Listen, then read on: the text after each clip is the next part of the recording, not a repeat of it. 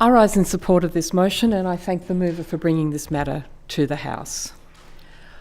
We've heard some extraordinary arguments in relation to this motion. The first that we heard when we were considering whether it should be brought on at all was, gee, we're pretty busy today. We've got a lot of stuff to do. We've got bills to regulate what books should be in libraries. We've got turtles. We've got lots of stuff to do. I accept that all of that is important.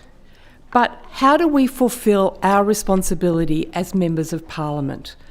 We read, we consult, we inform ourselves so that we can vote appropriately and exercise the great responsibility that the people of New South Wales have placed in us.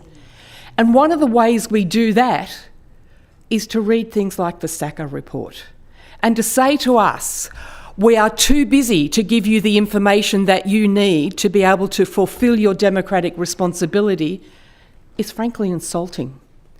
And it belittles the way that I know certainly all of the coalition, and I understand all of the crossbench, take their role in making sure that they cast a considered vote on every matter. We are not asking for the Sackar Report because we've run out of bedtime reading. We are asking for it because it is an important public document, knowledge of which will help us do our job. We asked for it at estimates and were told, oh, well, yes, you know, the Premier's committed to release it, it'll be released, DCJ are busy looking at it at the moment, but you'll get it. It was finished in November. A matter of grave public importance. This is now May, and we needed Dr. Amanda Conn to bring an SO52 to this House for this document to be made available to us and to the people of New South Wales.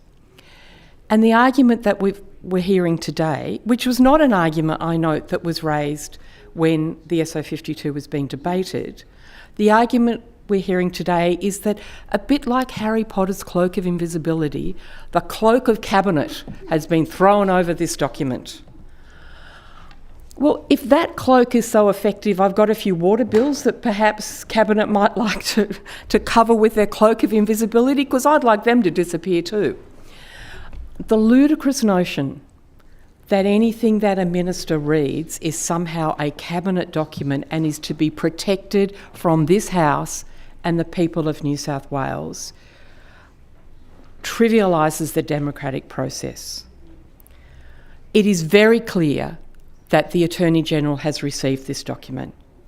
It is very clear that it has been looked at in Cabinet. It's also very clear that it was designed to be a public document, has now been provided to public servants because of the evidence of the Attorney-General at estimates, and there is absolutely no reason why it should not be provided to this House and to the people of New South Wales.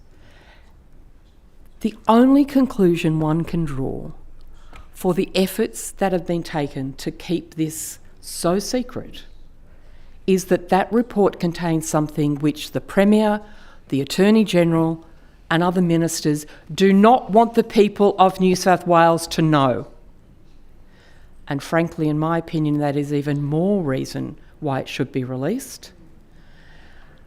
And of course, there are the processes of democracy itself, reflected in the role of this House. Yes, we ask hard questions that people don't want answered, but I know who do want these questions answered, and that's the people of New South Wales, and we ask these questions on their behalf. We have processes which allow us to obtain information that government clearly wants to hide on their behalf. And the consequence of failing to fulfil responsibility to the people of New South Wales is motions like this. It's not a happy day that we're debating this, but it's an important day. And I call on the Minister, I call on the Attorney-General, I call on the Premier to be accountable, to be responsible, to do their job and provide the information that this House has asked for and the people of New South Wales own and deserve access to.